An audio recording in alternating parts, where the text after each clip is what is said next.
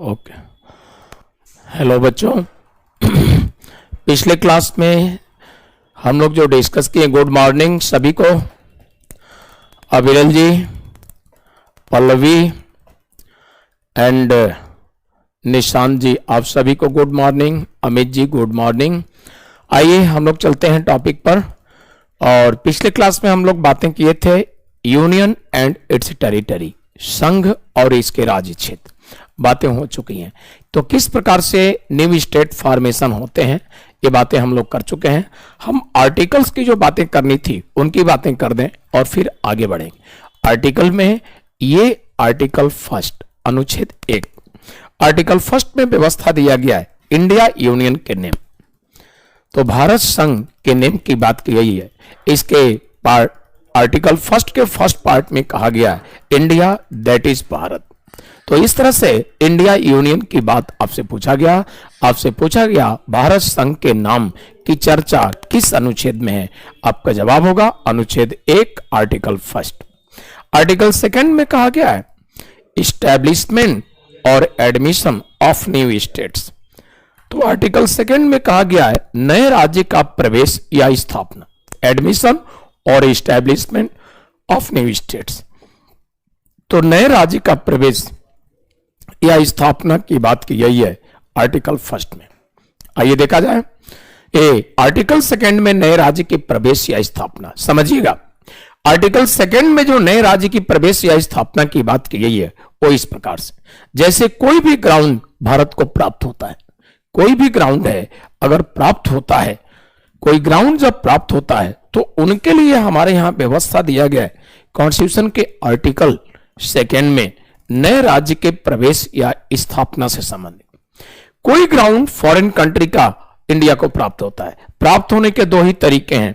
एक तरीका होता है बातचीत करके, वह ग्राउंड मिल गया, जैसे बांग्लादेश से अभी कुछ समय पहले मिला, या दूसरा तरीका होता है लड़ाई, जैसे पाकिस्तान से ही लड़ाई हुआ और 1965 में, और पाकिस्तान का काफी क्षेत्र यानी पूरा लाहौर भारत के कब्जे में आ गया। हमारे सैनिकों ने बहादुरी से लड़ा और दुश्मन के सैनिक मरते गए, भागते गए, और इस प्रकार से पूरा लाहौर भारत के कब्जे में आ गया। तो इस तरह से दो ही तरीके होते हैं, एक तो बातचीत और दूसरा तरीका होता है क्या, लड़ाई। तो किसी भी तरह से कोई ग्राउंड भारत को प्राप्त होता है तो उसके लिए हमारे कॉन्स्टिट्यूशन में व्यवस्था है अंडर आर्टिकल सेकेंड एडमिशन और इस्टेब्लिशमेंट। तो कोई भी बाहर का क्षेत्र जो ऑलरेडी हमारा नहीं है, भारत का नहीं, और उसे भारत संघ में प्रवेश करने की बात है, तो वो व्यवस्था है आर्टिकल सेकेंड। और आर्टिकल थर्ड में कहा गया है कि new state formation, area boundary changing या नेम चेंजिंग। तो इसमें आर्टिकल थर्ड अनुच्छेद 3 में जो परिवर्तन है ये ऐसे क्षेत्र के लिए जो क्षेत्र ऑलरेडी हमारा है। आप सभी जानते होंगे उत्तर प्रदेश, बिहार, मध्य प्रदेश, आंध्र प्रदेश, ये ऑलरेडी हमारे ही हैं, हमारे क्षेत्र में। तो उत्तर प्रदेश का थोड़ा सा क्षेत्र अलग करके, पहाड़ी क्षेत्र अलग करके उत्तराखंड बनाया गया। तो नए राज्य का निर्माण जो उत्तराखंड हुआ, आपने देखा भारत का ही क्षेत्र जिसे अलग कर गया। राज्य का नाम बदला गया पांडिचेरी से पुदुचेरी, वो भी पहले से ही। उड़ीसा का नाम बदला गया, उड़ीसा ऑलरेडी हमारा ही है, तो इस तरह से ये ओडिशा किया गया। तो जो भी ये चेंजिंग, परिवर्तन, अल्टरेशन हुए, अगर ऑलरेडी वो क्षेत्र हमारा है पहले से इंडिया के क्षेत्र में, उसमें कोई चेंजिंग किया जाता है तो ये चेंजिंग होगा अंडर आर्टिकल 3 अनुच्छेद 3 में। और अंडर आर्टिकल 4 इस प्रकार से व्यवस्था है। अंडर आर्टिकल 4 जो व्यवस्था किया गया, जरा इसको देखिए, अंडर आर्टिकल 4 जो व्यवस्था किया गया है उसके लिए व्यवस्था इस प्रकार से, अनुच्छेद 4 में कहा गया है कि आर्टिकल सेकेंड और आर्टिकल 3 में जो भी प्रोविजन है उन्हें अंडर आर्टिकल 368, उन्हें अंडर आर्टिकल 368 नहीं पढ़ा जाना चाहिए। आप लोग शायद जानते होंगे आर्टिकल 368 में इंडियन कॉन्स्टिट्यूशन की अमेंडमेंट की व्यवस्था है। तो संविधान के अनुच्छेद 368 में दिया गया है संविधान के संशोधन की व्यवस्था। और आर्टिकल 4 में कहा गया है कि आर्टिकल सेकेंड और आर्टिकल थर्ड में जो प्रोविजन है, जो एक्टिविटीज है, उन्हें 368 नहीं पढ़ा जाना चाहिए। देखा जाए आर्टिकल सेकंड में जो व्यवस्था किए जाते हैं वो सिंपल मेजॉरिटी से, आर्टिकल थर्ड में जो भी चेंजिंग होते हैं, नेम, एरिया, बाउंड्री चेंजिंग, ये भी सिंपल मेजॉरिटी से। और सिंपल मेजॉरिटी की जो व्यवस्थाएं होती हैं उसको इंडियन कॉन्स्टिट्यूशन का अमेंडमेंट नहीं कहा जाता है। तो आप समझ गए होंगे जो आर्टिकल 4 में कहा गया है कि आर्टिकल सेकेंड और थर्ड की एक्टिविटीज अंडर आर्टिकल 368 नहीं पढ़ा जाना चाहिए का मीनिंग है कि अनुच्छेद 2 और अनुच्छेद 3 में जो भी काम होते हैं उन्हें संविधान का संशोधन नहीं कहा गया है। इसका मतलब ये हुआ। गौरव जी का थोड़ा सा मैं देख लो इनका कमेंट। सर कल आपने बताया था कि स्टेट निगेटिव बोले या पॉजिटिव, प्रेसिडेंट अपने हिसाब से बिल भेजते हैं। भेजते नहीं है गौरव, ये कहिए कि परमिशन दे देंगे, भेजते रखते से नहीं। आप संवैधानिक लैंग्वेज में बोलिए, यानी जो राज्य निगेटिव विचार दे या पॉजिटिव तब भी राष्ट्रपति क्या करेंगे, उनको पावर है, निगेटिव विचार देने पर भी परमिशन केंद्र को दे देंगे। आगे देखिए, फिर स्टेट के पास बिल भेजते ही क्यों? बिल्कुल, बहुत अच्छा गौरव जो आपने डाउट को रखा, समझिए इसका भेजने का मीनिंग है। गौरव जो आप जानना चाहते हैं, सही क्वेश्चन है आपका कि जब नेगेटिव है तब भी प्रेसिडेंट को पावर है, वो क्या करेंगे, वो परमिशन दे देंगे, और पॉजिटिव है तब भी। आपने कहा भेजते ही क्यों है, मतलब समझिए। देखिए हमारे कंट्री में डेमोक्रेटिक व्यवस्था है, लोकतांत्रिक व्यवस्था है। बहुत केयरफुल होकर गौरव के क्वेश्चन को सभी लोग ध्यान देंगे, महत्वपूर्ण क्वेश्चन है कि आखिर भेजते ही क्यों है, जब नेगेटिव भी है तब भी प्रेसिडेंट को पावर है, केंद्र सरकार को परमिशन दे देंगे। दरअसल गौरव आपके कॉन्स्टिट्यूशन में डेमोक्रेटिक लोकतांत्रिक व्यवस्था और डेमोक्रेसी लोकतांत्रिक व्यवस्था को यह महत्व देने के लिए राज्य का विचार जाना जाता है राष्ट्रपति के द्वारा। माना कि राज्य का विचार पॉजिटिव है, ठीक है, निगेटिव है तब भी उनको पावर है। इसका इंपॉर्टेंस क्या है, क्यों भेजा जाता है, समझिएगा। दरअसल मान लीजिए राज्य का नेम चेंज हुआ, केंद्र सरकार ने राज्य का नेम चेंज किया उड़ीसा। आप इसी एग्जांपल से समझ जाएंगे। सपोज कर लीजिए उड़ीसा का नाम बदल करके इन्होंने ओडिशा किया, ओडिशा नहीं किया होता अगर केंद्र सरकार ने उड़ीसा का नेम चेंज करके फोडिशा किया होता, जोडिशा किया होता, मोडिशा किया होता। ये सारे नेम कैसे हैं, मीनिंगलेस है। तो जाहिर सी बात है उड़ीसा की पब्लिक भी इसका विरोध करती, उड़ीसा की सरकार भी विरोध करती। सरकार ही नहीं, जब उनका विचार लिया जाता तो उड़ीसा गवर्नमेंट का विचार निगेटिव होता और विचार देती कि मीनिंगलेस नेम रखा जा रहा है, फालतू का बदनाम किया जा रहा है, हमारा एक तरह से मजाक उड़ाया जा रहा है हमारे राज्य के नाम के साथ। और पूरे उड़ीसा के पब्लिक का भी, लाखों करोड़ों पब्लिक का भी यही विचार होता। यह बहुत ही भद्दी व्यवहार है। केंद्र सरकार ऐसा करती, मजाक उड़ाती उसके नाम के साथ, मोडिशा, फोडिशा। तो अन्य राज्य की पब्लिक भी इसका विरोध करती कि केंद्र सरकार किसी राज्य के नाम के साथ मजाक कर रही है। यह भद्दगी मजाक है। उत्तर प्रदेश, मध्य प्रदेश, राजस्थान, पूरा भारत इसका विरोध करता और पूरे भारत की जनता जब इसका विरोध करती तो केंद्र सरकार भी समझ जाती मैं गलत कर रहा हूं और एक्सट्रीम पर मैंने गलत किया, जनता इसको बर्दाश्त नहीं कर रही है। एक राज्य नहीं, पूरे देश की जनता ऐसा करेगी। और इस प्रकार से केंद्र सरकार अपनी गलतियों को सुधारने के लिए अब मजबूर होगी। क्यों? पब्लिक से ही ताकत सरकार को होती है और सरकार किसी पार्टी की ओर समझेगी पूरे देश की जनता हमसे नाराज हो गई तो अगली बार तो बंटाधार हो जाएगा इलेक्शन में, इसलिए मजबूर होकर सरकार सुधारेगी। अब बताइए कोई बहुत ही गलत केंद्र सरकार करने जा रही है, नाम गलत या कुछ भी गलत, अगर राज्य का विचार लेने की व्यवस्था ही कॉन्स्टिट्यूशन में नहीं होता तो संभव है कि मनमाना अत्याचार सब कुछ लॉ मेकिंग हो जाता और पता ही नहीं।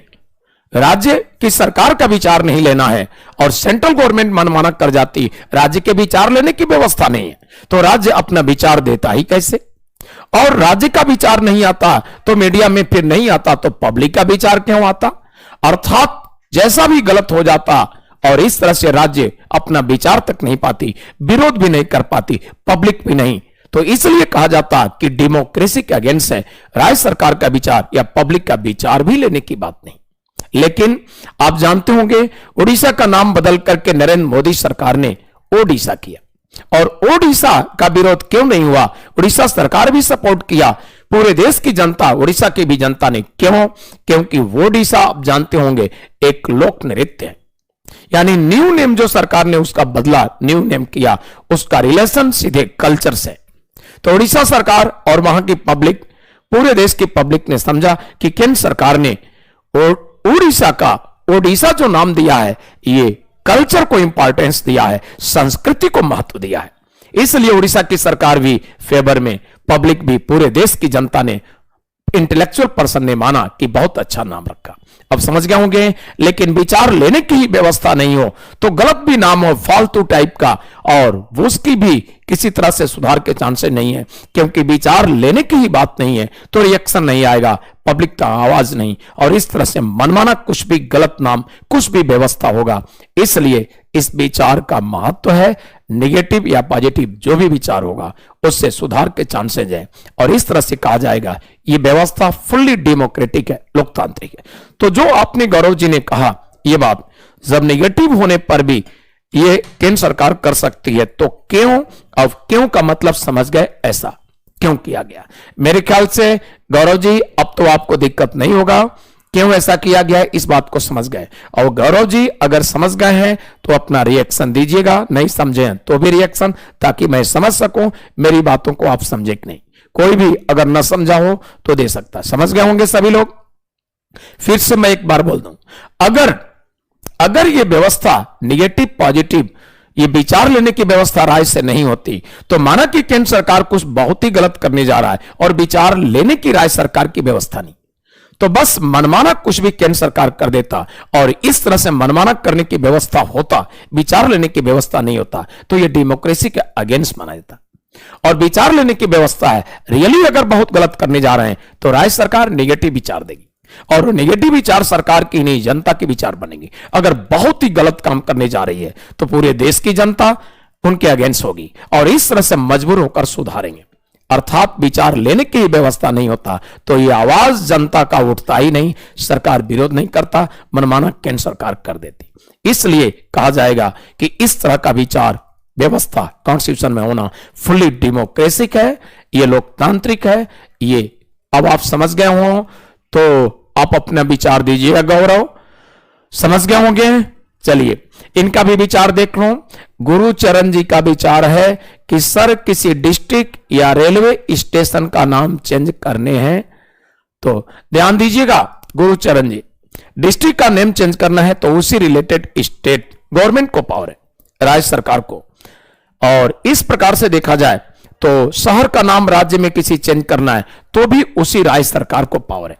फॉर एग्जाम्पल उत्तर प्रदेश में आप देख रहे हैं योगी आदित्यनाथ जी की गवर्नमेंट है। योगी आदित्य जी ने मुगल सराय शहर का नाम बदल दिया, योगी आदित्य जी ने इलाहाबाद का नाम बदल दिया, और फैजाबाद का नाम बदल गया, ये सभी को मालूम होगा। तो रिलेटेड स्टेट गवर्नमेंट, संबंधित राज्य सरकार को पावर है, उन्हीं को करने का पावर। लेकिन राज्य का नाम बदलना है तो राज्य सरकार का पावर नहीं, केंद्र सरकार का। बट राज्य के अंतर्गत किसी शहर डिस्ट्रिक्ट का नाम बदलना है तो उसी राज्य सरकार को पावर है। क्लियर।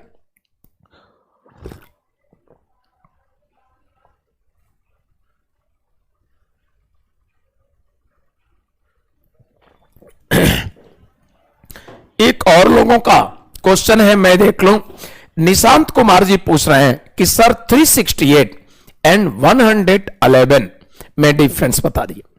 निशांत जी 368 में व्यवस्था है अमेंडमेंट ऑफ द कॉन्स्टिट्यूशन, संविधान के संशोधन की व्यवस्था है अंडर आर्टिकल 368, और 111 में राष्ट्रपति को वीटो पावर है। और यह भी ध्यान दीजिए कि अनुच्छेद 111 में जो राष्ट्रपति को वीटो पावर है, यह वीटो पावर अमेंडमेंट बिल में राष्ट्रपति को नहीं है। तो मनी बिल पास होकर जब दोनों हाउस से जाते हैं राष्ट्रपति के पास, या मनी बिल या कॉन्स्टिट्यूशनल अमेंडमेंट बिल, तो मनी बिल आप जानते होंगे अंडर आर्टिकल 110, और कॉन्स्टिट्यूशनल अमेंडमेंट बिल आप जानते ही हैं अंडर आर्टिकल 368।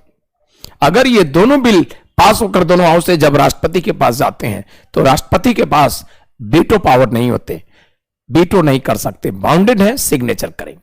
लेकिन ordinary bill under article 107 and finance bill under article 117, ये दोनों बिल पास होकर दोनों हाउस से जाएंगे तो अंडर आर्टिकल 111 प्रेसिडेंट को पावर है, चाहेंगे तो बीटो भी कर लेंगे। और बीटो जब प्रेसिडेंट पढ़ाऊंगा डिटेल में डिस्कस करूंगा। तो आप दोनों आर्टिकल में डिफरेंस समझ गए होंगे।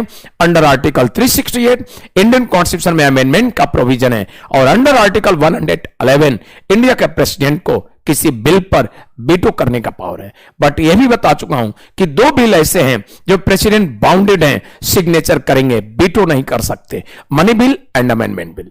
और किस पर बीटो कर सकते हैं? Ordinary bill and finance bill. आप क्लियर हो गए, दोनों में डिफरेंस समझ गए। हम लोग आगे चलते हैं। और निशांत फिर कुछ पूछ रहे हैं, कैसे पता चलेगा कि कोई सी मैटर 368 है? ये निशान बहुत सिंपल सी बात कर रहे हैं आप।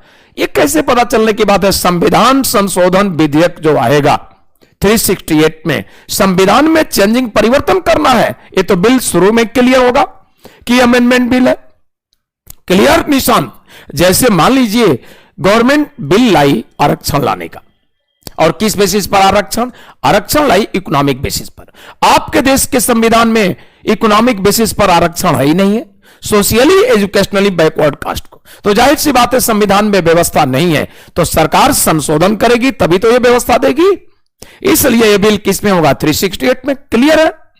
अब समझ गए होंगे। इसी प्रकार से जीएसटी कानून, पहले से ऐसा व्यवस्था नहीं है हमारे यहां, और न्यू व्यवस्था देना है तो जाहिर सी बात है संविधान में संशोधन करेगी।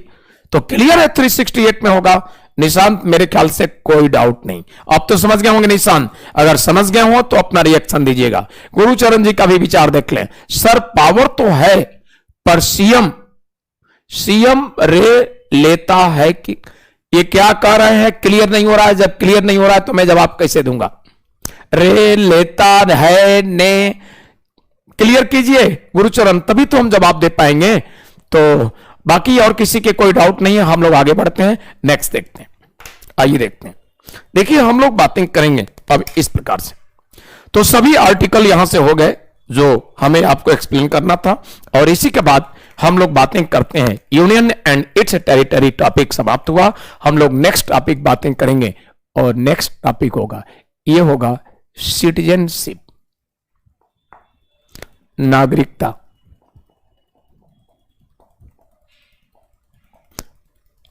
सिटीजनशिप, नागरिकता। देखिए सिटीजनशिप की व्यवस्था इंडियन कॉन्स्टिट्यूशन के पार्ट सेकंड में, और इंडियन कॉन्स्टिट्यूशन के पार्ट सेकंड में जो सिटीजनशिप की व्यवस्था है, इसमें आर्टिकल्स की व्यवस्था देगा। इसमें आर्टिकल्स हैं, आर्टिकल्स 5 to 11, अनुच्छेद 5 से 11 तक व्यवस्था है भारतीय संविधान के भाग 2 में। और भारतीय संविधान के भाग 2 में व्यवस्था क्या है? इसमें व्यवस्था है सिटीजनशिप, नागरिकता। तो इंडियन कॉन्स्टिट्यूशन के पार्ट सेकंड में सिटीजनशिप की व्यवस्था है, और यह व्यवस्था है आर्टिकल 5 to 11। तो आइए देखा जाए इनमें व्यवस्थाएं क्या दी गई। देखिए आर्टिकल्स 5 की सबसे पहले हम लोग बात करेंगे। सिटीजनशिप में हम लोग बातें इस प्रकार से करेंगे। सिटीजनशिप में बातें करेंगे कि कोई भी व्यक्ति भारत का सिटीजन नहीं है तो कैसे सिटीजनशिप प्राप्त कर सकता है, यानी एक्विजिशन ऑफ सिटीजनशिप, नागरिकता की प्राप्ति। और इसके बाद से अविरल का विचार थोड़ा देख लें। कमेंट दे रहे हैं कि सर जो टॉपिक पढ़ाया करें उसी का डाउट बताया करें, नहीं तो कोर्स बढ़ने ही नहीं पाएगा। बिल्कुल सही है अविरल, मैं आपके विचार का समर्थन करूंगा। और ध्यान दीजिए मैं सभी स्टूडेंट्स से ये रिक्वेस्ट करूंगा कि अविरल के विचार का समर्थन नहीं करेंगे तो निश्चित रूप से कोर्स में फालतू टाइम जाएगा, क्योंकि टॉपिक जो चल रहा है देखते हैं उससे अलग हटके कुछ लोग क्वेश्चन पूछते हैं, तो प्लीज आप ही का नुकसान होगा, टाइम वेस्ट होगा। तो अविरल के विचार को ध्यान रखेंगे। ये अविरल का विचार जो है सभी के लिए बेनिफिशियल है, सभी के लिए लाभकारी, फायदेमंद है। अगर इस तरह से आप लोग कोऑपरेट करेंगे, जो टॉपिक कंटिन्यू है उसी से संबंधित, इधर उधर के फालतू नहीं, तो जल्दी कोर्स समय से होगा और डिटेल हमको आपको बताने का मौका मिला। हालांकि अभी जो क्वेश्चन पूछा गया था वो उसी टॉपिक से संबंधित था, तो इसलिए महत्वपूर्ण था। हम लोग आगे बढ़ते हैं, और सभी लोग प्लीज इसका ख्याल रखें, क्योंकि सभी इंटेलेक्चुअल समझदार हैं और इसलिए सहयोग करेंगे तो आराम से क्लास चलेगा और जल्दी कोर्स भी समय से आपका खत्म होगा। आइए अमरीश जी का भी कुछ कमेंट आ गया बड़ा लंबा, थोड़ा सा देख लें कि सर आपका फिगर आ रहा है लेकिन आवाज नहीं आ रही है और मैं टेक्निकल टीम के पास कॉल कर रहा हूं तो मेरा फोन कट कर दिया जा रहा है, मैं क्या करूं? अमित जी आप अपना कांटेक्ट नंबर जरा अपने कमेंट में दे दीजिए, तो आपके कांटेक्ट नंबर को टेक्निकल टीम को मैं अभी क्लास से निकलते ही दूंगा और स्ट्रिक्टली मैं बोलूंगा कि अमित जी का प्रॉब्लम इमीडिएट सॉल्व किया जाए।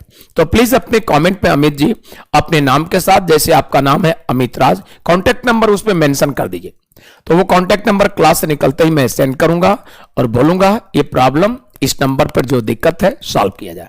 अभी सॉल्व हो जाएगा, बस मैं क्लास से 11 बजे निकलूंगा, आपका प्रॉब्लम फोन करके सॉल्व कराऊंगा और ये भी उनको हिदायत दूंगा, इंस्ट्रक्शन दूंगा कि किसी भी स्टूडेंट का प्रॉब्लम हो तो आप फोन काटे नहीं, समस्या का समाधान करें। ये अच्छा हुआ आपने बता दिया, तो प्लीज अपने कांटेक्ट नंबर अपने कमेंट पे दे दें ताकि उस कांटेक्ट नंबर को मैं नोट कर लूं और बोलूंगा उनको, ठीक है? आइए अब हम लोग बातें करेंगे ये नेक्स्ट टॉपिक है सिटीजनशिप, नागरिकता। तो सिटीजनशिप नागरिकता जो व्यवस्था दिया गया है, इसमें एक तो कोई व्यक्ति भारत का नागरिक नहीं है तो भारतीय नागरिकता कैसे प्राप्त करेगा, नंबर फर्स्ट। नंबर नेक्स्ट, कोई व्यक्ति जो ऑलरेडी भारत का नागरिक है, भारत सरकार उनकी नागरिकता को समाप्त करना चाहती है तो कैसे समाप्त करेगा? तो इस प्रकार से गौरव जी का भी विचार देख लें। सर सिटीजनशिप से पहले आपके नोट्स में कुछ और भी, अच्छा यहां पर यूनियन एंड स्टेट, दरअसल आप लोगों में बात करते हुए हम ध्यान नहीं दिए, थोड़ा आगे बढ़ गए। आ जाइए, थोड़ी सी बातें और हैं, आइए हम लोग बातें करते हैं ये भाषा के आधार पर नए राज्यों का निर्माण, उसके बाद नागरिकता की बात करते हैं। तो ये होगा भाषा के आधार पर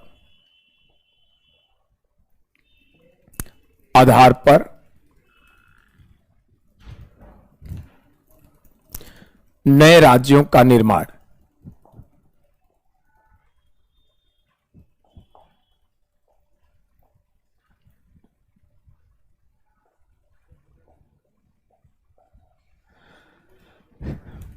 formation of new states,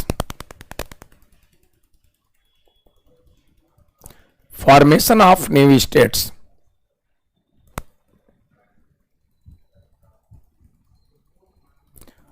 on the basis of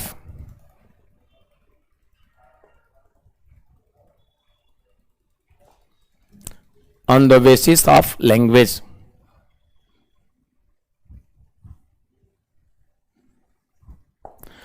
formation of new states on the basis of language, भाषा के आधार पर नए राज्यों का निर्माण। आइए देखा जाए क्या व्यवस्था है। तो formation of new states on the basis of language, मैं आप लोगों से बात करते हुए ध्यान नहीं दिया और फिर मैं आगे बढ़ गया था, यानी थोड़ी सी बातें छूट गई थी। तो यूनियन एंड इट्स टेरिटरी से रिलेटेड कुछ बातें हैं तो उन पर बातें करना जरूरी है, महत्वपूर्ण भी है। कमीशन यहां से क्वेश्चन पूछ चुका है तो इसलिए पहले इस पर बात कर लूं, फिर सिटीजनशिप पर मैं चलूंगा। और आपसे बात करने में ही मैं मिस्टेक कर गया, आगे बढ़ गया। आइए तो हम लोग बातें इसमें करेंगे कि लैंग्वेज बेसिस पर, भाषा के आधार पर न्यू स्टेट फॉर्मेशन, नए राज्य का निर्माण किस प्रकार से हो। और अमृत जी आप अपने नंबर को, बल्कि हमारा नंबर होगा, आप अपने नेम से बाय नेम और टाइम्स लिख दीजिएगा। बाय नेम्स अपने कॉन्टेक्ट नंबर को, हमारे व्हाट्सएप का नंबर वही है जो मैंने नंबर दिया था, तो हमारे नंबर पर आप सेंड कर देंगे, बल्कि अपना नंबर और अपना प्रॉब्लम, ठीक है, और सिर्फ लिख दीजिएगा टाइम्स कोचिंग। तो अमृत राज और अपनी प्रॉब्लम टाइम्स कोचिंग, इतना कर दीजिए तो क्लास से निकलते ही आपका प्रॉब्लम मैं सॉल्व कराऊंगा। आइए हम लोग चलते हैं। तो यहां पर हम लोग बात करेंगे लैंग्वेज बेसिस पर, भाषा के आधार पर न्यू स्टेट फॉर्मेशन कैसे होते हैं। देखिए आपके कंट्री में कॉन्स्टिट्यूशन मेकिंग का काम चल रहा था, संविधान निर्माण का काम चल रहा था, और उस कॉन्स्टिट्यूशनल असेंबली के हेड हुआ करते थे डॉक्टर राजेंद्र प्रसाद जी। डॉक्टर राजेंद्र प्रसाद जी संविधान सभा के जो हेड थे, सभापति थे, और कॉन्स्टिट्यूशन मेकिंग का काम चल रहा था। उसी समय कुछ लैंग्वेज की पब्लिक डिमांड करने लगी कि हमारे लैंग्वेज के बेसिस पर न्यू स्टेट फॉर्मेशन किया जाना चाहिए, हमारे भाषा के आधार पर नए राज्य का निर्माण किया जाना चाहिए। और यह डिमांड सिंपली नहीं, यह डिमांड काफी तेज हो गया, सड़क पर प्रदर्शन एक्सेट्रा शुरू हो गया। जब इस तरह से पब्लिक अपने भाषा के आधार पर नए राज्य के निर्माण की बात करने लगी, डिमांड आंदोलन शुरू कर दी, प्रदर्शन शुरू कर दी, तो डॉक्टर राजेंद्र प्रसाद जी ने इस बात पर विचार किया कि बड़े मुश्किल से हम लोग इस स्थिति में आए हैं, यानी आजादी अंग्रेजों ने दिया नहीं है, हम लोग लड़ कर लिए हैं। और इंडियन पब्लिक इसी तरह से सड़क पर प्रदर्शन करती रही, आपस में लड़ मरेगी, ये तो समाज के लिए खतरा है।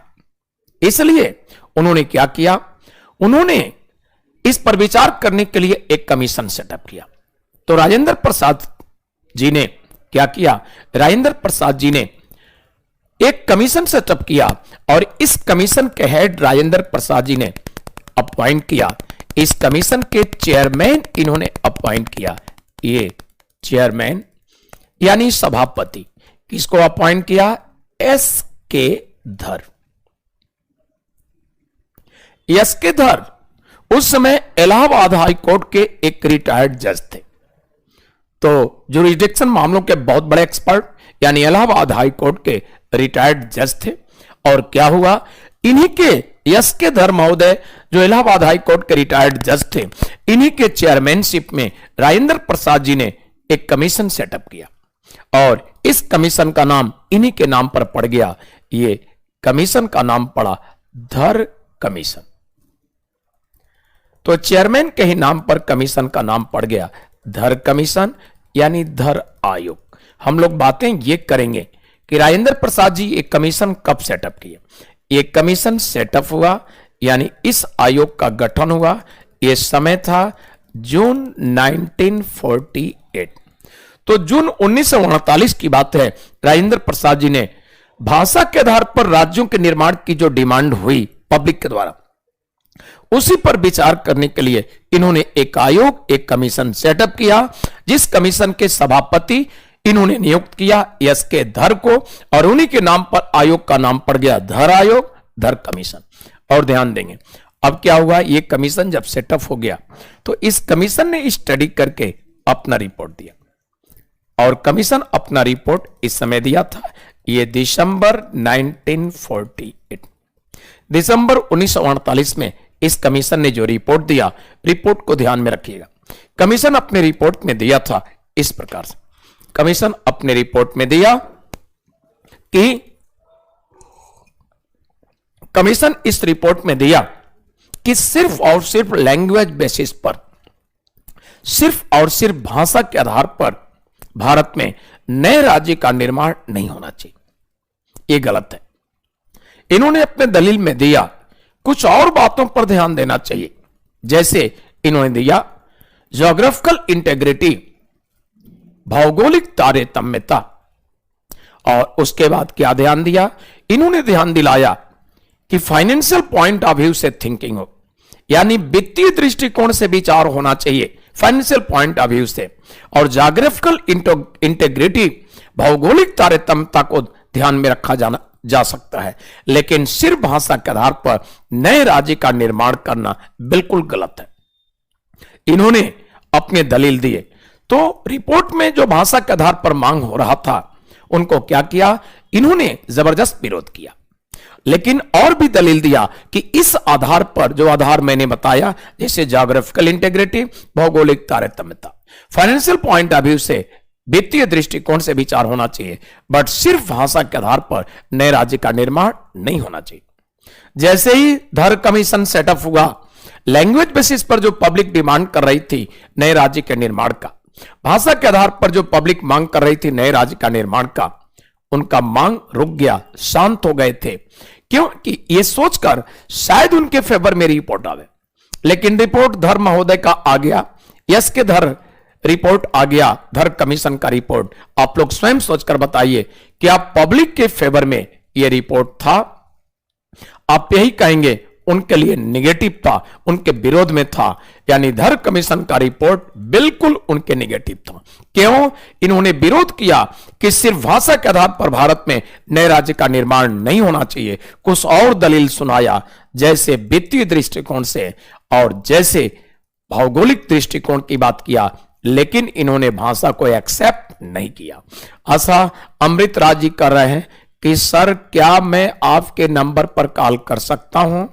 आप हमारे नंबर पर अमृत राज अपने प्रॉब्लम ही दे दीजिएगा, तो उनको सेंड करके प्रॉब्लम आपका, और तब मैं बोलूंगा कि ये स्टूडेंट हमारे परेशान है और आप कॉल इनका काट क्यों रहे हैं, प्रॉब्लम सॉल्व क्यों नहीं कर रहे। तो अपनी प्रॉब्लम जानते हैं, बहुत सारे प्रॉब्लम लोगों के आते हैं, तो बाय नेम आपका प्रॉब्लम होगा, तभी तो हम समझ पाएंगे कि आपका प्रॉब्लम क्या है। तो आप अपना नाम लिख दीजिएगा, अमृत राज, कोचिंग का नाम लिख दीजिएगा टाइम्स कोचिंग, बैच अपना, प्रॉब्लम लिख दीजिए, खत्म।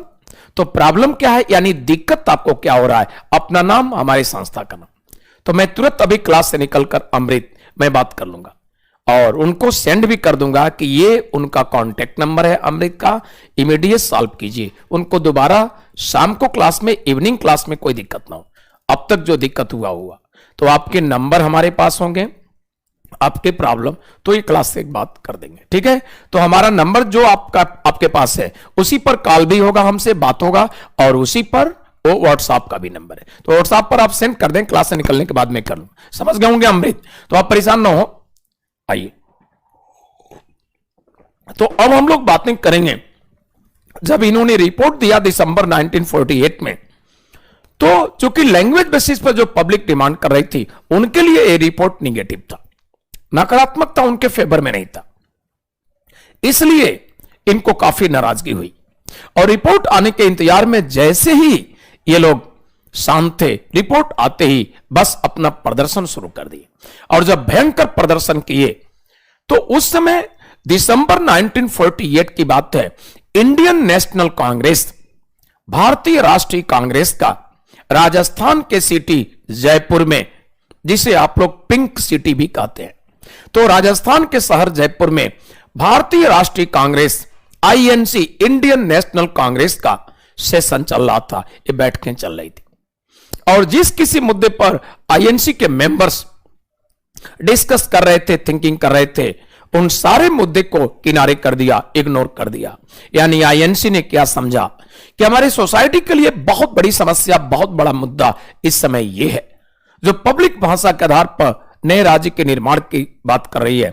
और इस तरह से भयंकर प्रदर्शन जब हुआ लोगों का, तो यह देख करके आईएनसी ने समझा कि हमारे समाज, इंडियन सोसाइटी के लिए बड़ी समस्या, ये लोगों का भाषा के आधार पर नए राज्य का डिमांड है, सबसे पहले इस पर विचार होना चाहिए। तो आईएनसी इतना महत्वपूर्ण माना कि सबको किनारे कर दिया और इस पर विचार किया। और विचार करने के लिए जो इस पर थिंकिंग शुरू किया, विचार डिस्कस किया, तो आईएनसी ने क्या माना, इस पर एक कमेटी सेटअप कर दिया जाए और वो कमेटी इस पर विचार करके अपना रिपोर्ट दे।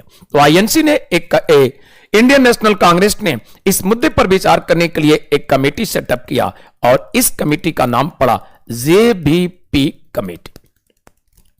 तो भारतीय राष्ट्रीय कांग्रेस ने एक कमेटी सेटअप किया और इस कमेटी का नेम था जेवीपी समिति। और इस कमेटी का नाम जेवीपी कमेटी क्यों पड़ा, समझिएगा। Number first, Jawaharlal Nehru.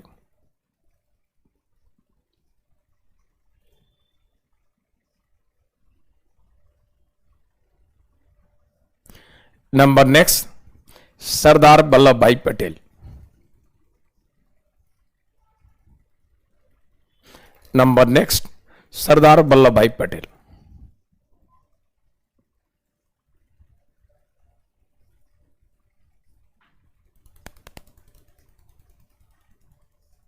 और नंबर नेक्स्ट पटाभी सीतारमैया।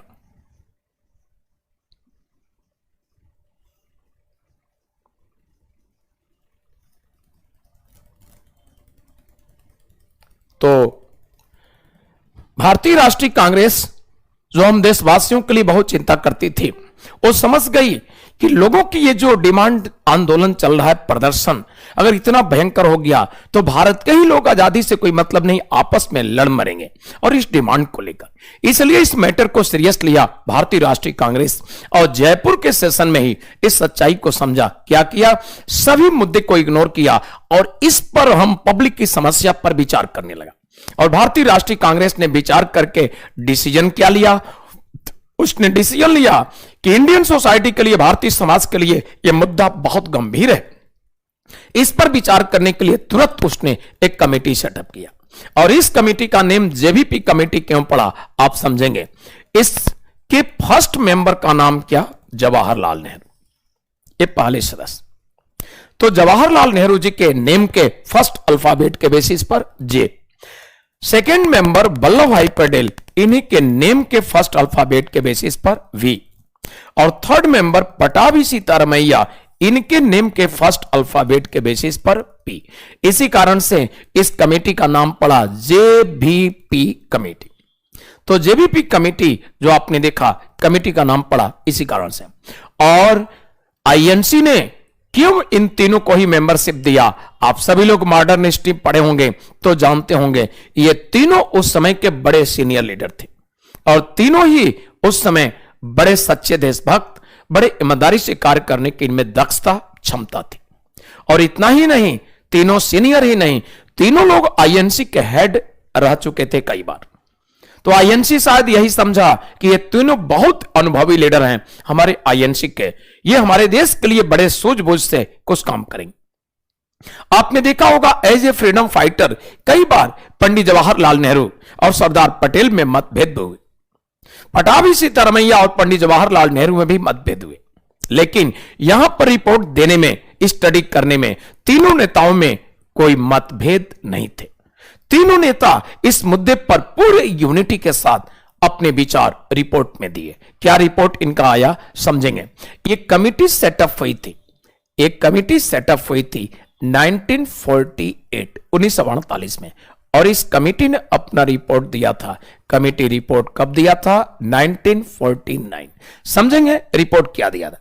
पूरे यूनिटी से तीनों नेता मिलकर रिपोर्ट दिए। इन तीनों में किसी एक का भी विचार भिन्न नहीं था, एक ही विचार थे। क्या था? इस कमेटी का रिपोर्ट था कि इंडिया में लैंग्वेज बेसिस पर सिर्फ न्यू स्टेट फॉर्मेशन नहीं होना चाहिए। भारत में सिर्फ और सिर्फ भाषा के आधार पर, सिर्फ और सिर्फ भाषा के आधार पर राज्यों का निर्माण नहीं होना चाहिए। यह किसका विचार था? इस कमेटी का। आगे क्या दिए कि भारत में सिर्फ भाषा के आधार पर नए राज्य का निर्माण नहीं होना चाहिए, कुछ और मुद्दे पर भी ध्यान देना चाहिए। और कुछ और मुद्दे से मतलब क्या है समझिए। इन्होंने एक लॉजिक इस प्रकार से दिया और मुद्दे का ध्यान दिलाया। इन्होंने ध्यान दिलाया एडमिनिस्ट्रेटिव पॉइंट ऑफ व्यू से थिंकिंग होना चाहिए, यानी प्रशासनिक दृष्टिकोण से विचार होना चाहिए। आगे क्या? सिक्योरिटी पॉइंट ऑफ व्यू से थिंकिंग होना चाहिए, सुरक्षा के दृष्टिकोण से विचार होना चाहिए।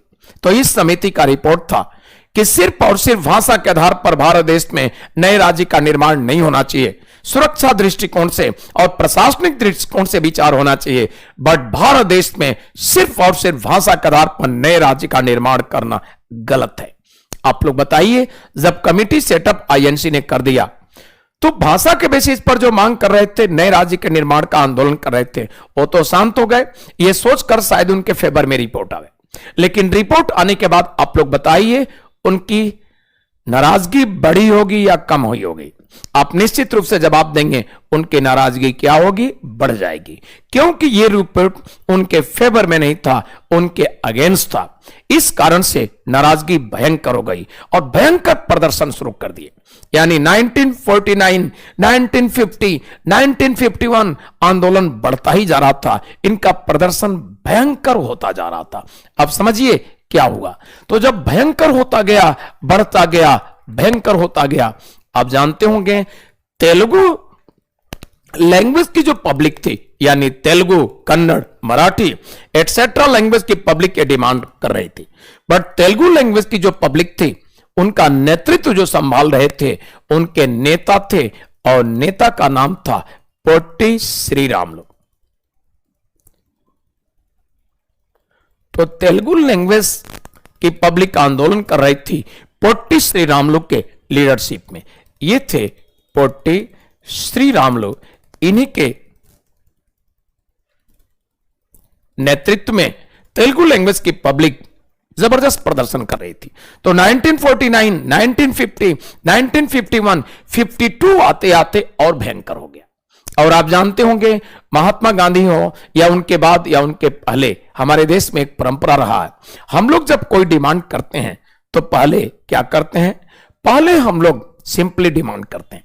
आप लोग भी यूनिवर्सिटी के छात्र होंगे, स्टूडेंट, तो कोई प्रॉब्लम है तो ऐसे परिस्थिति में आप स्टूडेंट वाइस चांसलर को एक लिखित रिटन सूचना ज्ञापन देकर डिमांड करते हैं और कुछ दिन इंतजार करते हैं। अगर कुछ दिनों तक डिमांड फुलफिल नहीं हुआ तो आप लोग काला पट्टी बाह में बात कर और शांतिपूर्वक विरोध प्रदर्शन करते हैं।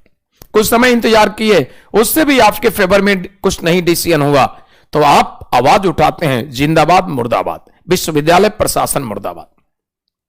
और उससे भी नहीं हुआ तो ऐसे परिस्थिति में अब आप क्या करते हैं, उससे भी आपका काम नहीं बना तो लास्ट में आप और भयंकर यानी पुतला उतला जलाते हैं। उससे भी नहीं हुआ तो वाइस चांसलर के ऑफिस पर अब बैनर लगाकर आमरण अनशन, हंगर स्ट्राइक, बहुत सारी बातें करते हैं। उसी प्रकार से महात्मा गांधी भी अंग्रेजों के अगेंस्ट भी आमरण अनशन किए। आज देखते होंगे दिल्ली में मुख्यमंत्री अरविंद केजरीवाल जी मुख्यमंत्री पद पर भी रहते हुए और अनशन करते रहते हैं, आमरण अनशन। तो इस प्रकार से हमारे देश में यह परंपरा से आ रहा है, हम स्टूडेंट लीडर सभी करते हैं। पोट्टी श्री रामुलु भी इसी रास्ते को अख्तियार किए, इसी रास्ते पर इन्होंने भी चला। पोट्टी श्री रामुलु जब देख लिए कि लगातार मैं प्रदर्शन कर रहा हूं, हमारे लैंग्वेज के लोग कर रहे हैं, बहुत बड़ी भीड़, बहुत बड़ी क्राउड, लेकिन गवर्नमेंट ध्यान नहीं दे रही है। 1952 आते आते पोट्टी श्री रामुलु ने क्या किया, आमरण अनशन इन्होंने कर दिया। और पोट्टी श्री रामुलु ने जो आमरण अनशन किया, आज दिल्ली के मुख्यमंत्री अरविंद केजरीवाल जैसे इन्होंने नहीं किया। अब जानते होंगे अरविंद केजरीवाल जी जब जब ऐसा किए हैं तो 24 घंटे में ही डॉक्टर बताते रहे हैं क्या, जल्दी इसको कुछ खिलाओ नहीं तो चल बसेगा। और फिर डॉक्टर कैसा विचार देने पर पुलिस वाले तुरंत जबरदस्ती जूस का गिलास डाल दिए। यानी अरविंद केजरीवाल जी आप सोच लीजिए, 24 घंटे में ही हंगर स्ट्राइक में, आमरण अनशन पर, 24 घंटे उपवास भूखे रहने पर यह हालत। और ध्यान दीजिएगा पोट्टी श्री रामुलु लगातार कितने दिन, यह भी देख लीजिएगा, 56 डेज इन्होंने आमरण अनशन पर बैठे रहे। लेकिन एक और बात बता दूं, 56वें दिन पोट्टी श्री रामुलु जी का डेथ हो गया। तो 56वें दिन पोट्टी श्री रामुलु जी का डेथ हो गया, मृत हो गया। और 56वें जो डेथ हुआ, ये डेट क्या था, ये डेट था 15 दिसंबर 1952। तो 15 दिसंबर 1952 को 56वें दिन पोट्टी श्री रामुलु जी का डेथ हुआ।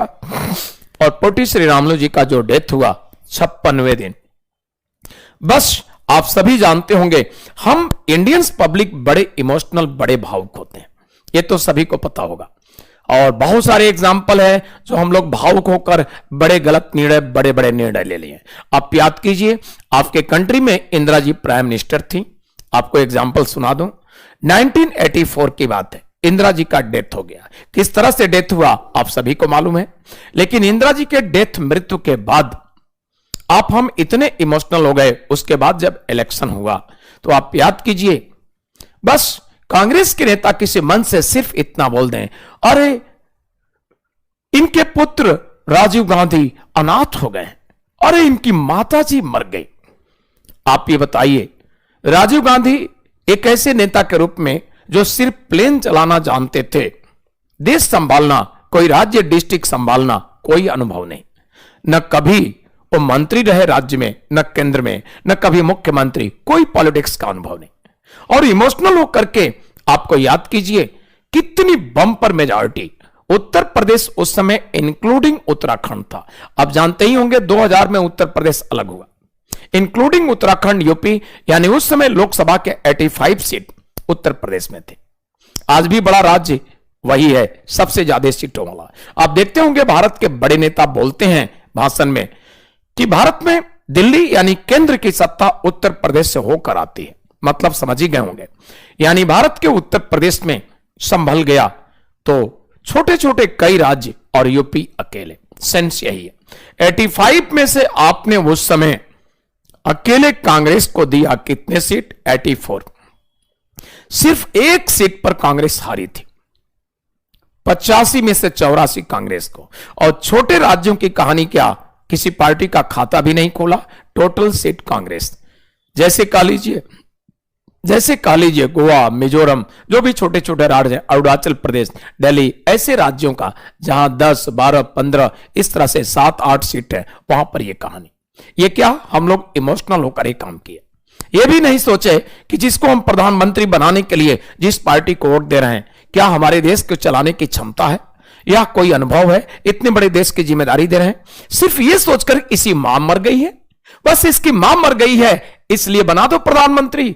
अरे किसी की मां मरी है या दादी मरी है या नानी मरी है, सबसे पहले ये तो देखो क्या काम करने जा रहे हैं देश का प्रधानमंत्री बनाने। इससे प्रूफ होता है कि हम आप इंडियंस लोग ऐसे मौके पर दिमाग से कम सोचते हैं, दिल से ज्यादा, जबकि ये अच्छी बात नहीं है। इमोशनल होकर के, भावुक होकर हर जगह नहीं। यहां पर भी एग्जाम्पल मिलता है। पोट्टू श्री रामुलु जी का डेथ हो गया तो हम लोग इसी तरह से इमोशनल हो गए। अनेक लैंग्वेज के लोग, सभी लैंग्वेज के लोग क्या सपोर्ट, समर्थन किए तेलुगु लैंग्वेज के पब्लिक का। किसी का लैंग्वेज कन्नड़, मराठी, बंगाली, कुछ भी हो, उड़िया, कुछ भी हो, सभी ने सपोर्ट किया। यानी भारत के विभिन्न क्षेत्रों में इस तेलुगु लैंग्वेज के सपोर्ट में जबरदस्त प्रदर्शन। और जबरदस्त जब प्रदर्शन हुआ तो इस समय 1952 की बात है, नेहरू जी की सरकार थी। 15 दिसंबर को भयंकर, 16, 17, 18, 19 आते आते भयंकर। आप जानते होंगे किसी भी कंट्री की सबसे बड़ी ताकत वहां की पब्लिक होती है। नेहरू सरकार समझ गई हमारे सरकार के लिए प्रदर्शन खतरा बन जाएगा और डरी हुई नेहरू सरकार पब्लिक के सामने झुकना पड़ा। नेहरू सरकार ने 19 दिसंबर 1952 की बात है, इन्होंने अनाउंस कर दिया, प्लीज तेलुगु लैंग्वेज की पब्लिक आप टेंशन न लें, हम आपके तेलुगु लैंग्वेज के बेसिस पर न्यू स्टेट फॉर्मेशन करने जा रहे हैं। और जब इस तरह से इन्होंने अनाउंस किया तो बस प्रधानमंत्री अनाउंस किए थे, इमीडिएट अपने कैबिनेट का सिटिंग कॉल किए, बिल फ्रेमिंग किए और बिल फ्रेम करके उन्होंने दोनों हाउसेज से बिल पास करने में इजीली समर्थ रहे, क्योंकि दोनों हाउसेज में फुल मेजॉरिटी थी। प्रेसिडेंट के पास गया, सिग्नेचर हो गया, ये बन गया एक्ट। और इस प्रकार से इस एक्ट का नाम पड़ा आंध्र एक्ट। तो ये एक्ट बन गया और इस एक्ट का नाम पड़ा आंध्र एक्ट और ये एक्ट तैयार हो गया 1953 में। तो नेहरू जी की गवर्नमेंट ने ये कानून बना दिया और ये कानून था आंध्र अधिनियम। और आंध्र अधिनियम नेहरू गवर्नमेंट ने तैयार किया 1953 में। और इसी एक्ट के बेसिस पर उस समय आपकी कंट्री में एक बहुत बड़ा राज्य था, इस राज्य का नाम था मद्रास। तो इस राज्य का बाय दिस एक्ट, इसी अधिनियम के द्वारा थोड़ा सा हिस्सा निकालकर एक नए राज्य का निर्माण कर दिया गया और इस राज्य का नाम पड़ा आंध्र प्रदेश। तो इस राज्य का नाम पड़ा आंध्र प्रदेश। ये कब की बात है? 1953। तो आपसे कमीशन पूछेगा कि लैंग्वेज बेसिस पर, भाषा के आधार पर हमारे कंट्री में जो फर्स्ट पहला राज्य निर्माण हुआ उस राज्य का नाम क्या? आपका जवाब आंध्र प्रदेश। लैंग्वेज बेसिस पर फर्स्ट स्टेट फॉर्मेशन कब हुआ? आपका जवाब 1953। अब जानते होंगे डिमांड अगर इक्वल हो और एक की डिमांड फुलफिल हो जाए तो और अन्य की डिमांड और तेज हो जाती है। डिमांड इक्वल था, एक की डिमांड फुलफिल हो गई तो और भाषा के लोग तो नाराज हो गए, यानी कन्नड़, मराठी एटसेट्रा सभी अपने डिमांड को तेज किए, प्रदर्शन तेज कर दिए। जरा कुछ लोगों के कमेंट अब मैं देख लूं। अखिलेश ने लिखा है कि नोट्स नहीं मिले सर, अभी तक ऑफिस में बात की थी तो 1 वीक का टाइम लगेगा, ऐसा बोल रहे। कौन सी नोट्स अखिलेश? जो टॉपिक मैं पढ़ा रहा हूं इससे बहुत आगे तक का नोट्स मैं आप लोगों को दे चुका हूं और जहां आपको लेक्चर उपलब्ध होता है उसी के बगल में वहीं पर ये पीडीएफ है हमारे नोट्स का, आपको मिल जाएगा। सभी स्टूडेंट के पास नोट्स है, इंग्लिश हिंदी दोनों में। जो टॉपिक पढ़ा रहा हूं इससे बहुत आगे तक का लेक्चर है। तो आप लगता है ऑफलाइन में भी ज्वाइन हैं क्या हमारे यहां? अगर ऑफलाइन में भी एडमिशन लिए हैं तभी इस तरह से बोल रहे हैं कि ऑफिस में गए थे। ऑफिस में आपको जाने की जरूरत नहीं है, आपको वहीं पर मिल जाएगा जहां हमारा लेक्चर है, वहीं पर पीडीएफ मिल जाएगा, तो आप वहां पर ले लें। अगर किसी तरह से कोई दिक्कत हो तो हमारा नंबर आपको पता है, बोर्ड पर एक दिन मैंने दिया था, हमारे नंबर पर अपने नेम और अपना प्रॉब्लम सेंड कर दीजिएगा, टाइम्स भी लिख दीजिएगा, टाइम्स कोचिंग, तो हम समझ जाएंगे। क्योंकि और भी जगह मैं पढ़ाता हूं, तो अगर नहीं लिखेंगे तो मैं कैसे समझूंगा? जैसे इवनिंग में आईएएस का क्लास लेता हूं, तो मैं कैसे समझूंगा आईएएस बैच के स्टूडेंट हैं या हमारे टाइम्स जीएससी स्पेशल के? तो इसलिए प्लीज आप इतना लिख देंगे, टाइम्स कोचिंग और अपने प्रॉब्लम, हमारा नंबर आपके पास है, सॉल्व हो जाएगा, टेंशन मत लीजिए। बट आज आप ही प्रयास कीजिएगा, आपको ऐसे ही मिल जाएगा। जो मैंने बताया कि लेक्चर जहां से लेते हैं वहीं से बगल में पीडीएफ है। बाय द वे नहीं उपलब्ध होता है तो बताइए प्रॉब्लम, ठीक है?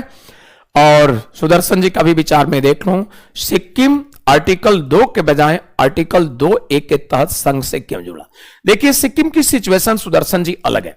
आप जानते होंगे सिंपल मेजॉरिटी से जो चेंजिंग होता है वो अमेंडमेंट नहीं कहते हैं, बट सिक्किम के केस में अमेंडमेंट कहा गया है। 36 अमेंडमेंट पूछा भी गया है क्वेश्चन कि सिक्किम किस स्टेट से हुआ।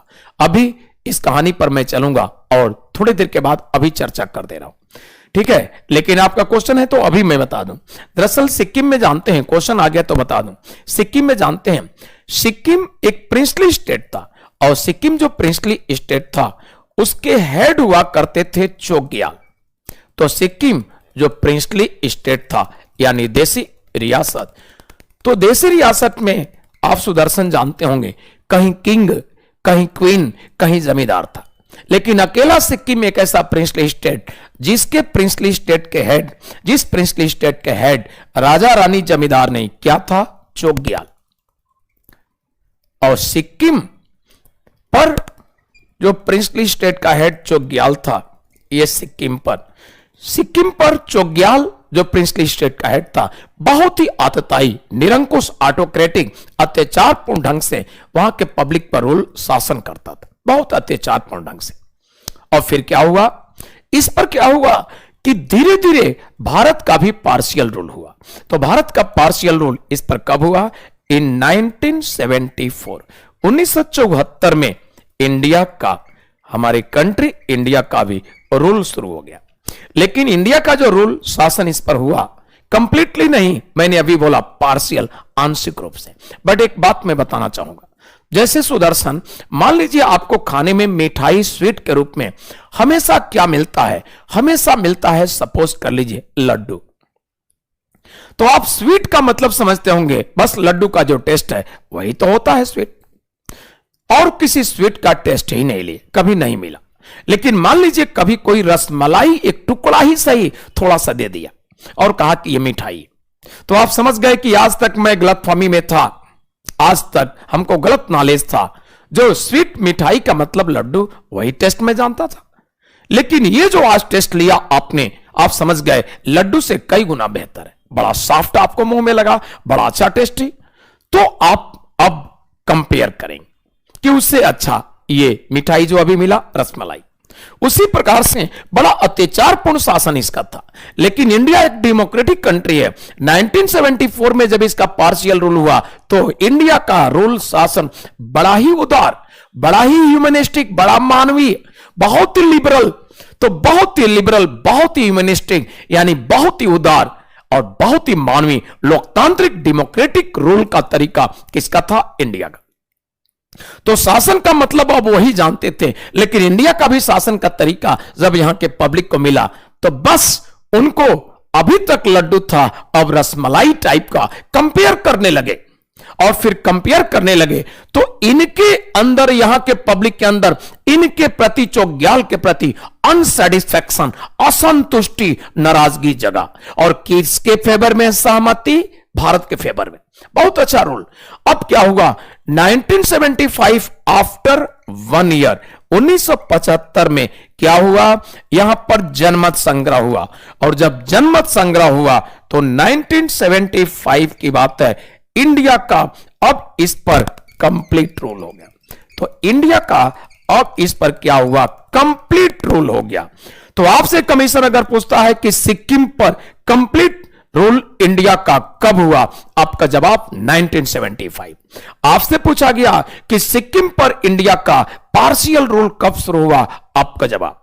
कमीशन आपसे सीएपीएफ में यह भी पूछा है यूपीएससी कि सिक्किम जो प्रिंसली स्टेट था, उस प्रिंसली स्टेट हेड कौन था। ऑप्शन में दिया था इस प्रकार से, क्वीन, जमींदार, किंग, चोग्याल। आप समझ ही गए होंगे। ऐसे भी पूछा गया है इनमें से कौन सा प्रिंसली स्टेट था जिसका हेड चोग्याल था। 4 ऑप्शन में देगा। आप समझ ही गए। तो इस प्रकार से देगा, आप कर लेंगे। और इस प्रकार से आपसे पूछेगा कि सिक्किम कंप्लीट हमारे कंट्रोल में कब आया, अब आपके पास जवाब है। पार्शियली कब रहा, आपके पास जवाब है। तो ये विशेष परिस्थिति सिक्किम की थी, इसलिए अंडर आर्टिकल 2A स्पेशल व्यवस्था। दूसरी चीज, ये सिंपल मेजॉरिटीज नहीं, 22 स्पेशल और एक राज्य अकेला जिसको अमेंडमेंट कहा जाता है, अदर को नहीं, आर्टिकल 2 के अंदर है, सिंपल मेजॉरिटी थे। तो सिक्किम एक एक्सेप्शनल अलग व्यवस्था है, जो आपने सुदर्शन जी ने क्वेश्चन किया। अब समझ गए होंगे सुदर्शन। नेक्स्ट हम लोग देख लें कुछ और के विचार। सर, लैंग्वेज के आधार पर पटने से दिक्कत क्या है, बांटने से दिक्कत क्या है। अरे भाई, लैंग्वेज के आधार पर आप जब देखेंगे तो भाषावाद के आधार पर टकराव बढ़ेगा, विभिन्न भाषा के आधार पर। ये बड़ा दिक्कत। और जो भी सोच करके ऐसा रोके, ये उन्होंने गलत नहीं किया, सही किया। तो इस प्रकार से आपस में ये भाषा का भेदभाव ये गलत है। और जो विचार इन्होंने कमीशन कमेटी ने दिया, सही कहीं से भी गलत नहीं है। तो इस प्रकार से देखा जाए, निशांत कह रहे हैं चोग्याल से मतलब प्रिंसली स्टेट हेड, तबाई जैसे राजा से मतलब क्या समझ रहे हैं, राजा हेड है, उस पद का नाम है। तो उसी तरह से प्रिंसली स्टेट का हेड थे, बट उनका नाम राजा ना हो करके चोग्याल था। अब समझ गए। और तो सभी लोग समझ गए, मेरे ख्याल से कोई दिक्कत नहीं है। और अब हम लोग महेंद्र जी का भी विचार देखते हैं। प्रॉब्लम कमिंग, कंटिन्यू आप वीडियो। चलिए कंटिन्यू करते हैं महेंद्र जी, टेंशन मत लीजिए।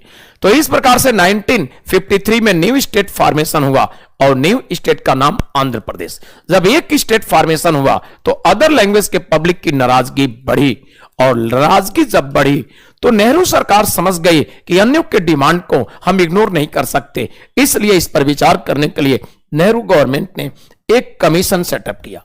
और नेहरू गवर्नमेंट जो कमीशन सेटअप किया, ये कमीशन इस प्रकार से था। इन्होंने कमीशन सेटअप किया, नेहरू गवर्नमेंट ने एक कमीशन को नेम दिया state reorganisation, state reorganisation commission.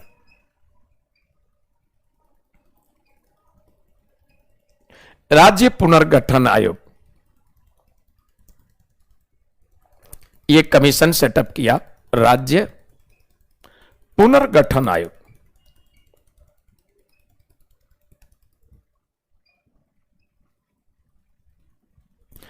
और ये कमीशन सेटअप हुआ इन 1953, उसी वर्ष जब ये नया राज्य बना आंध्र प्रदेश। और इस कमीशन के हेड थे, हेड का नाम फजल अली। इस कमीशन के सभापति फजल अली। और इस कमीशन के जो हेड मैंने बताया, ये फजल अली। इस कमीशन के चेयरमैन, नेक्स्ट मेंबर हृदय नाथ कुंजरू।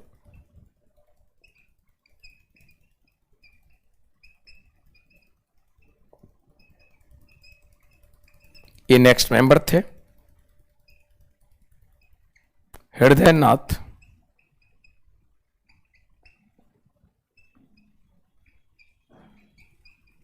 कुंजरू। और नेक्स्ट मेंबर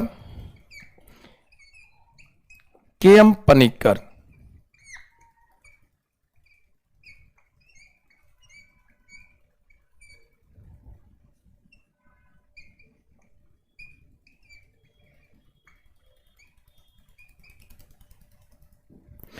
ये मेंबर थे। और इस प्रकार से कमीशन यहां से क्वेश्चन कैसे पूछा है समझ लीजिए। एमपीपीएसएस ने क्वेश्चन पूछा है फजल अली कमीशन का इनमें से मेंबर कौन था। उसमें सही ऑप्शन था एच.एन. कुंजरू, हृदयनाथ कुंजरू का शॉर्ट नेम। लेकिन काफी लोगों ने गलत किया, कुछ लोगों ने क्वेश्चन छोड़ दिया कि फजल अली कमीशन नाम से कोई कमीशन नहीं पढ़ा गया। ध्यान दीजिएगा, दरअसल जनरली आपके कंट्री में कमीशन का जो हेड होता है, जनरली उसके नाम पर कमीशन का नाम पड़ता है। तो स्टेट रिऑर्गेनाइजेशन कमीशन, राज्य पुनर्गठन आयोग नाम न दे करके अगर फजल अली कमीशन, फजल अली आयोग नाम से पूछता है तो आप समझ जाइए यही कमीशन। और इस प्रकार से इस कमीशन को जिम्मेदारी नेहरू सरकार दिया, स्टडी किया कमीशन, और स्टडी करके कमीशन अपना रिपोर्ट नेहरू सरकार को दिया था इन 1955। 1955 में इस कमीशन ने अपना रिपोर्ट दिया। जब कमीशन का रिपोर्ट आया तो नेहरू जी इमीडिएट कैबिनेट का सीटिंग कॉल किए, बिल फ्रेमिंग कराए और दोनों हाउसेस से बिल पास हो गया, प्रेसिडेंट का सिग्नेचर, एक्ट बन गया। ये बन गया स्टेट रिऑर्गेनाइजेशन एक्ट। ये काम हुआ इन 1956। तो ये बन गया राज्य पुनर्गठन अधिनियम, और ये अधिनियम तैयार हो गया इन 1956। और 1956 में जब स्टेट रिऑर्गेनाइजेशन एक्ट, राज्य पुनर्गठन अधिनियम तैयार हुआ तो हिस्ट्री में कुछ चेंजिंग आगे आई। यानी भाषा के आधार पर राज्य के निर्माण की जो मांग चल ही रही थी, फिर हुआ क्या, आपके कंट्री में एक बहुत बड़ा प्रोविंस था, और आपके कंट्री में जो बहुत बड़ा प्रोविंस था, ये कंट्री में बॉम्बे, इन 1960 में एक बड़ा चेंजिंग हुआ। क्या हुआ, बॉम्बे में गुजराती लैंग्वेज की पब्लिक डिमांड की कि हमारे लैंग्वेज के बेसिस पर न्यू स्टेट फॉर्मेशन किया जाए, और ये प्रदर्शन शुरू कर दिए। इतना ही नहीं, मराठी लैंग्वेज की पब्लिक भी मांग की कि हमारे लैंग्वेज के बेसिस पर न्यू स्टेट फॉर्मेशन किया जाए। और सिंपली डिमांड नहीं, प्रदर्शन शुरू भयंकर। तो नेहरू जी की सरकार ने क्या किया, 1960 में गुजराती लैंग्वेज के बेसिस पर गुजरात और मराठी लैंग्वेज के बेसिस पर ये महाराष्ट्र, 1960 में ही गुजरात और महाराष्ट्र दो राज्यों का निर्माण हो गया। इतना ही नहीं, नेहरू सरकार ने 1960 में बॉम्बे प्रोविंस का एंड कर दिया। तो बॉम्बे महाराष्ट्र राज्य का एक सिटी हो गया, यानी बॉम्बे प्रोविंस राज्य नहीं रहा। 1960 तक बॉम्बे खुद एक राज्य प्रोविंस था, लेकिन 60 में अब ये राज्य हो गया महाराष्ट्र, और उसी का सिटी हो गया। तो आपसे पूछा जाएगा कि बॉम्बे प्रोविंस का एंड, समाप्ति कब हुआ? जवाब है 1960। गुजरात राज्य का क्रिएशन कब हुआ, जन्म कब हुआ? 60। महाराष्ट्र राज्य का गठन कब हुआ, क्रिएशन कब हुआ? जवाब 1960। ये सभी क्वेश्चन का, और इसी के साथ हम लोग आगे बढ़ेंगे। बाकी राज्यों के निर्माण की जो बात है, कोई कॉन्सेप्ट नहीं है, समझाना नहीं, किस वर्ष किसका, मैं नोट्स में दिया हूं, पीडीएफ देख लीजिएगा। और इसी के बाद हम लोग अब कहानी आगे बढ़ाएंगे। हम लोग अब चलते हैं नेक्स्ट टॉपिक, और नेक्स्ट टॉपिक ये होगा, नेक्स्ट टॉपिक होगा, ये होगा सिटीजनशिप।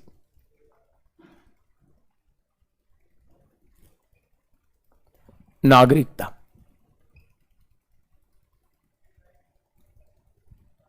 सिटीजनशिप और नागरिकता की व्यवस्था हमारे कॉन्स्टिट्यूशन में है, इंडियन कॉन्स्टिट्यूशन के पार्ट 2, और इसमें आर्टिकल्स क्या हैं? इसमें आर्टिकल्स हैं ये आर्टिकल्स 5 to 11। तो ये व्यवस्था है। तो अनुच्छेद 5 से 11 तक व्यवस्था है भारतीय संविधान के भाग 2 में। तो इंडियन कॉन्स्टिट्यूशन के पार्ट 2 में ये व्यवस्था है आर्टिकल्स 5 to 11, और ये है सिटीजनशिप, नागरिकता। तो इनके बारे में अब हम लोग डिस्कस करेंगे, ये क्या है व्यवस्था है। देखा जाए तो सिटीजनशिप व्यवस्था जो मैंने आपको बताया,